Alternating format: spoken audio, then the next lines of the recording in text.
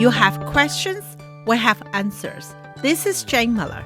And this is Ken Muller. Welcome to our show, all about real estate with Ken and Jane. First and foremost, Happy New Year. Happy New Year, everyone. It's a 2024. Here we come, right? Yes, That's yes. Already well into the new year. How's That's it going right. for you so far? Good, good. Look forward to a healthy, happy, and, fruitful year. Yes. So we thought it's a good topic with the new year to talk about new construction. That's new and right. New go New and together, new. right? A lot of people like new construction, and we want to cover cover all the topics about it, the reasons for new construction, some of the things to look out for, some of the things to consider. So reasons for new construction. A lot of people want new construction, not only because it's new, but because they can have input in the floor plan design. They can effectuate the grand look, whether it be with the high ceilings for the first floor, the grand foyer, and the basement, which a lot of the previously built homes of the 80s, the 90s, up until I think till 2000. You really didn't have the modern look, which is right now. What's the in factor is the first floor 9-foot ceilings, the basement 9-foot ceilings, and a two level grand foyer, which seems to be family room too. They want the wow factor, which is something look. that a lot of the homes, again, you can take a home from the 50s, the 60s, and so forth and renovate it, but you still cannot create the wow factor without rebuilding the home. So absolutely, yes. So that's one of the reasons that people like the new construction. They can have their input, and they can, they can get kind of what they want. Kind of what they want, right. And also, think about it, besides the floor plan, people taste change in the new design, the wow factor. Another part, buyer may think if they buy 20 to 30 years old home built 2000, they may have these features too, right? The high ceiling in the basement, the high ceiling first floor, the open floor plan, the wow factor. But on the other hand, 20, 30 years old home may need a do-over. They need a new roof, and they need a new windows, new kitchen, new bathroom. So almost have to totally redone. Yeah. So if you compare the price, not much different, and people will prefer a new home. And also a lot of people just buy a car. That's a personal choice. Some people may just like new, right? Well, some people may like new because they can do minimal maintenance and they don't have to worry about it. Just like with a car, you still have to do certain things to it if it's a new car versus an old car. Also, it's a feeling. I have a new house, brand new. I'm the first owner. Well, new car is nice because you can smell the seats. You have that leather smell. That's always a nice. That's something that a lot of people like. But with a new car too, with a new house, everything is new. The furnace, you don't have to worry about for at least 20 years. The roof might be a 30 to 50-year roof. The windows are new.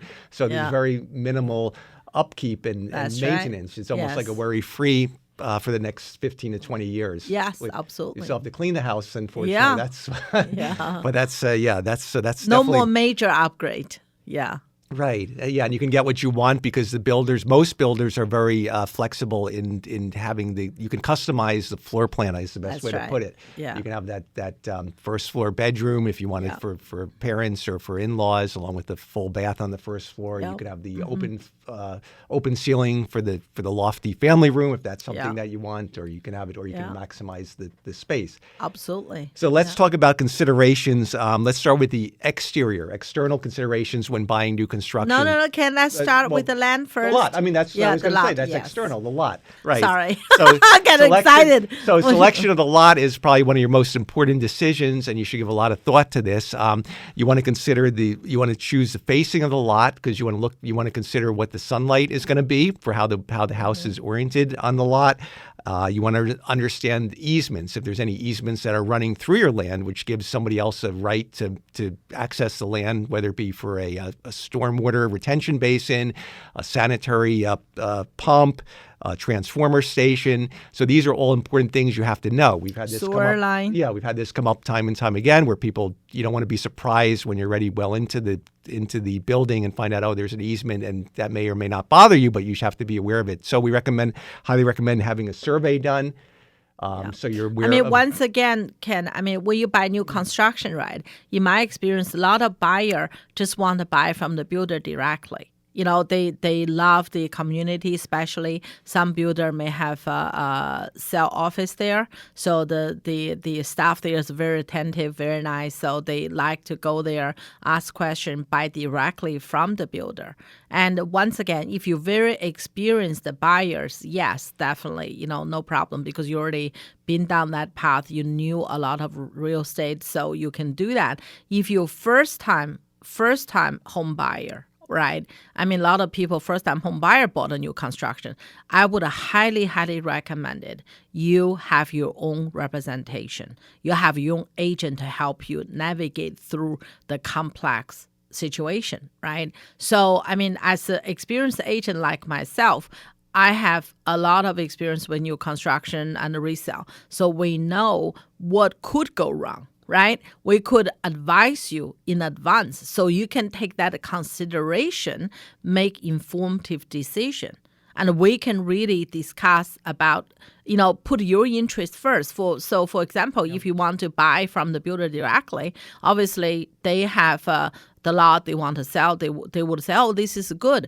But for us, we would represent a buyer, we would be put your interest first. For example, I just recently sold a new construction.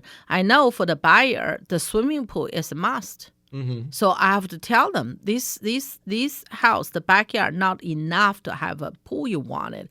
Once again, you have over $1 million luxury home. It's really not worth it to have a little kiddie pool. Your pool have to match your home style, right? And if you want to have a nice pool, the size of the pool, shape of the pool, and the patio around the pool is always have to in proportion to the house. Yeah. But unfortunately, that land, I just looked, they had preservative conservation behind. But once that, it's not only conservation. They have 25 feet. You can't buffer zone. You have to really understand that. So I said, I don't think so. But at the end, my client, after thought about it, she was not allowed to come back to this, but they made informative decision. They understood the lot. If they chose this lot, they have a lot of good things about it, workout basement, this and that. They like the facing they like, the lights they like, but they're not going to have first-class pool. I suggest them to instead have a really big pool, may have above ground pool for when the kids was young, right? And you can use it later on, probably remove it because it's not worth it to put a small pool in a huge house, backyard, because the land, you have to really be careful. And sometimes when you go buy it, right, and you have to ask the right question, and your agent should know. So that's why I make sure you hire a very experienced agent, right? Detailed too. So we also looked at more detailed the plot map, right? And that will show you. Yes. Because otherwise those considerations may come up and it might be too late. You might be already committed to the house and you might realize, a year later, oh, what about the pool? And then you might find out to your surprise that, you can't have that size pool that you want because of the limitations of the lot due to a conservation area and a buffer zone. And that would cause great disappointment. So the agent is useful because your agent, your realtor can help guide you and ask the right questions, bring it to your attention so you can make, like you said, Jane, an informative decision. You make the decision, but at least you know the variables, what's at stake and what's at play. And in this case, if a pool is something that's very important to you, you have to really, get it. And likewise, the sunlight. If a lot of people they want to maximize the sunlight, they spend a lot of time in the kitchen. So the lot facing and the orientation of the house, those are all really, really important factors to consider because so your lot is a very, very important factor in building the house. Absolutely. Another thing you should consider is surrounding area affect your lot. For example, a few months back, I have a client want to buy a house. So I just said to them, I said, hey, even though I don't have a solid proof the high tension wire affect your health. I mean, I don't have a solid pool, but definitely that's not benefit when you resell your house, right? I mean, because that was the summertime, you couldn't see the high tension wire, but I know there was one, so there is one. So I said, do you know a few doors down, you can see winter comes, you look up when the tree leaf fall, you can see the high tension wire. I mean, I do not know that's truly going to affect your life or not. I do not have a solid, evidence that yes or isn't. But when you resell your home, nobody will run here to buy the house because of a high tension. Well, nobody would say it's a plus, right? Exactly. It may not hurt you, but it definitely won't help you, right? And so you have the case consideration when you make offer the price, because in the future that may negative impact on your resale value. So you may not care, but other people may care. So that's something, the lot is very important to choose the right lot.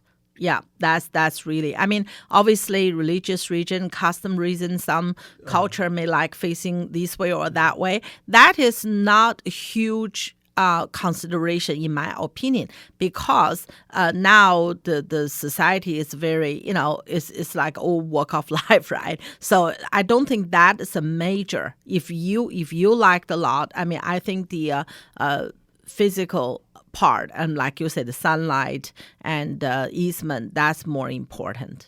Yeah, and the usability and the shape of the lot. Because a lot of time, right? I mean, even though you may not believe in feng shui, you may not believe in that, but the lot should have a very even sized. If the lot is really, well, I think most people, even but some of most them people prefer an even sized rectangular shaped lot as opposed to something that's have a really obscure lot. So you have to pay attention. I mean, if you do, that's fine, but make sure the price, when you negotiate the price, you take that into consideration on your offer price. Yes. Mm-hmm, for sure. Mm-hmm. Yeah. So lot's very important. The lot is I think that to buying new construction particularly, right, the lot is very important. It's very important to buy, because, if you buy resale value, most of the thing you already see it. But when you buy the new construction, maybe the whole area is undeveloped. You have to see what they're going to have in the near future. For example, they may plan to have a certain factory or certain things nearby that may affect your future value. So that's why it's compared with a matured one, you really have to do a lot of more research than just drive past, saw a sign, you went in, you loved the house, you bought it. Yeah, so, especially to know what's going behind those lots, whether it is going to be, in fact, in a conservation area or there could be another development. Yeah, you can go to township to find out, what if you see an open area, you can go to township to find out. It's public information. What do they have application on that? What's the status of that land? Who owns it? What's it zoned for? That's very important. Yes, absolutely. And then real quick before the break, the question arises, do you need to do a home inspection on a new construction house because everything is brand new? And I think the consensus is that it's such a big investment that you should definitely do a home inspection. You're putting a lot of money into this house and you want to make sure everything is built to the code. True, you have the township inspectors, but it's definitely worthwhile to have your own third-party inspector check out the house thoroughly. Not only the home inspection, I always suggest them to do another two more. The oil tank, just in case, most likely 99.9% is no problem. But for little investment, you have peace of mind. So do an oil tank. It's not expensive. And also do the radon test. Yes. Because if the radon's high, the builder has to do something for you. So that's very important. Yes. Right, great. All right, why don't we take a short break? We'll be right back after these messages. Okay, welcome back. So let's roll on talking about new construction. So let's talk about considerations, continue talking about upgrades when you're doing new construction, what things we covered, the external factors, the lot, how important that is. Also on the outside, we want to talk about the facade, whether you have to decide how you want your exterior appearance to be, the landscaping, the exterior structure, if you want brick, stucco, vinyl. I think most homes are usually, or hardy plank, those are typically your choices. Mm-hmm. Whatever you like is a personal choice, right? I personally do not like stucco. Don't hate me for this. I do not like stucco. There's two reasons. Number one reason is the most important reason. Stucco more easy to have a future maintenance issue. So if somehow the stucco wasn't done properly, they can create moisture. When that have a problem, it's a huge problem. Home inspection, if you have stucco problem, the bill can be very pricey. Right. And the second thing about stucco, they look so beautiful, so pretty when they new. When they new. When you drive around the neighborhood, have a look, 20, 30-year-old home, right? Go have a look. And then you tell me whether you still love stucco. Some people still have very beautiful. They have to maintain them. They have to really maintain them. So, but compare with a brick, if you have a brick house on one end, stucco next to it, after 20, 30 years, the bricks still look like pretty much new. You just give a wash, give a power wash, just look new. But the other one may not be. You may have to touch up a little. So that's why I feel if you chose the brick or siding, right, or the regular siding, you'll never be in the fashion, but you won't be out of fashion either. So this always look, can last a long time. Yeah. Yeah, you're right. Exactly. Stucco is, I like the look of stucco, but the maintenance and that it has to be done in such a manner as to ensure that you have waterproof. Otherwise, once water infiltrates behind the stucco, if it gets in, it can do a lot of damage. That's right. And then it can cause the discoloration, and then you have to remove the stucco and do a whole water proofing procedure, which is quite costly. So it's something, it's nice to look at, but from a distance, not from my own home personally. Yeah. I know a home, luxury home, they had a stucco. At the end, the buyer got huge credit for it. Yeah. When buyer got it, they took it all out. They just redone the whole exterior for the house. So that's really stucco is great when it's brand new, but resale you may have a issue with it. You may. I'm not saying you will, but you may. So, yeah. Mm-hmm. So this is a favorite topic of builders are upgrades. Let's pay attention to the upgrades because upgrades they can add up quickly on the budget. So you have to really pay attention to what your budget is and how much the 100 to 200,000 can go quickly. 100 upgrades. 100 to 100,000 is can go. So if the very starting quickly. price is 900,000, you could easily be spending 1.1 million or more if you get involved with nowadays. Upgrades. All new construction start at 1.2 above. Well, depending what exactly. So the first thing though, if you are going to consider upgrades, we've outlined some things that you should consider. Number one, with the basement, consider adding more windows or adding larger windows because especially if you have a walkout basement, you want to maximize the light is so important in every room that goes with the quality of living. So you want to consider adding windows and increasing the size of the windows to make that space more enjoyable. That's right. And I would highly recommend because nowadays the new construction, the basement generally come with 9 feet ceilings as a standard. But do double check with your builder whether they come as standard. I would also recommend, if it's not too pricey, to increase that basement to 10 feet. Okay? The reason is the higher volume make it more enjoyable, especially when you have a walkout basement, right? That's going to really make it more like a first floor rather than a basement. So with a larger window, more bright, the basement would be almost like an additional living space. It is living space, but more usable living space because it's enjoying, so people use it more. So that's something I think is worth it. I always suggest my client update. You have to upgrade the ones you hardly can do in the future. So the basement increased by 1 feet, right? From 9 to 10, that's going to bring you enjoyment plus resale value. So that's very important. The high basement always is a wow factor in the resale market. Mm-hmm. Yeah. Sure. Another consideration is the bathroom. At least put in the rough plumbing for the bathroom, even if you don't intend to have the bathroom immediately, because that's something that's easier done up front as opposed to if you have the basement finished and then have to put in the bathroom. And then if the consideration about whether or not to have a bathroom in the basement is really a personal choice. Certainly if you have a walkout basement and you're going to be entertaining a lot, then especially you have a big pool. Then a bathroom would be something to consider. Likewise, if you have the pool pool, then it's a convenience factor. You don't want people having to lug themselves all the way up the stairs and for changing and things like that. But if you don't have a workout basement, and that's your call. Personally, if I don't have a workout basement, I prefer not to have a bathroom in the basement. I had a lot of clients. But you're forgetting one thing. It still could be useful.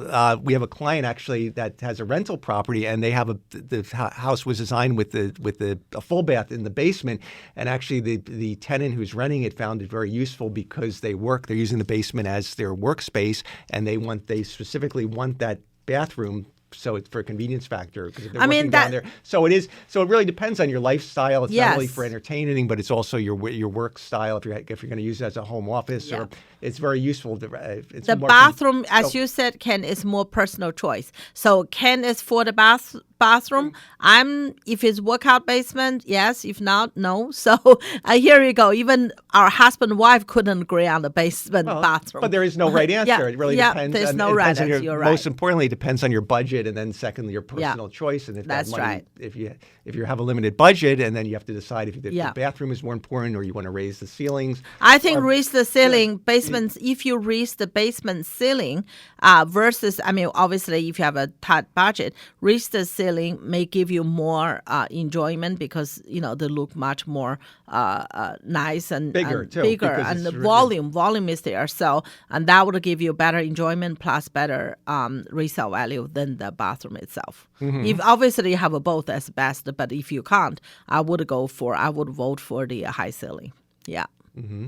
And on that topic, let's switch to the first floor. Again, the standard for new construction is a 9-foot ceiling, but like Jane is an advocate, I think, for upgrading to the 10-foot ceiling. Yep. And I think that's really depends on the cost. Once again, you have to see if you have a limited budget, right? Say, for example, right, if you have $100,000 in mind or $50,000 in mind to do the upgrade, this is all you have to consider. Pick and choose. You have to see which one most important to you, like the first floor, right? Now standard is 9 feet. Some give you 10, some not. That's, you have to ask builder if it's 9, how much cost you become 10. And also on the first floor, a lot of people may flip the plan, which I help a lot of my clients did. They make the room at the back, put in the front, make it the second master bedroom on the first floor in case you have a family friend may stay, so they make it bigger, they make it private bath instead of have a one bath, they have a 1.5. Yeah, right. Exactly. So that's really depends on what you're going to use for, right? Once again, when you have a very good experienced agent, that's a great help. Like myself, I always go through the floor planning with my client and design because I know my clients so well, what they like, what they need. So I always make a suggestion accordingly. For example, like I look at the plan, I say, hang on, do you know if you switch this little, that little, will avoid the wastage of the space, you can have a closet, additional closet, or you can make this your bedroom closet instead of have a standard closet, you can have walk-in if you limit it. Once again, once you have a professional help you to look at a floor plan, you may have more suggestions from them. Yes, right. You can make informative decision. Right, yes. And that goes with the family room. Do you want to have the open, the lofty look for the family room, which is very impressive, especially if you're on the second level and you can look down over the balcony, or do you want to seal the family room with the standard 9-foot, 10-foot ceiling, so that way the second floor has more usable, more livable space, or do you want that as a void? More bedroom. I guess there is no. You can just consult your client, and everybody has a different personal preference. That's right.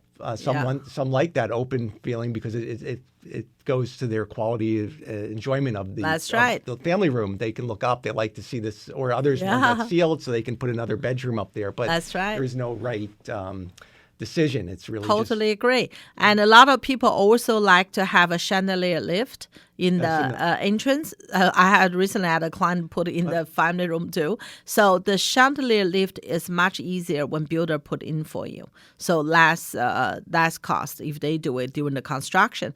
And is that normally an extra? Extra, yeah, Extra, that right, always extra. extra, Yeah. always extra. That's an upgrade. Yeah. But the chandelier lift is subject to the weight of your chandelier. So you better have an idea what chandelier you're gonna buy and roughly how much the weight. Oh, the builder doesn't give you the chandelier as a gift? Oh yeah, you dream. Not in this market. Maybe 2011, 2012. So they would give you Yeah. at least they should pick at least a $3,000 chandelier. That would be their. Well, You're lucky to give you. not they're in lucky to give you a finished 2024. floor. They're lucky to give you the Exactly. carpet.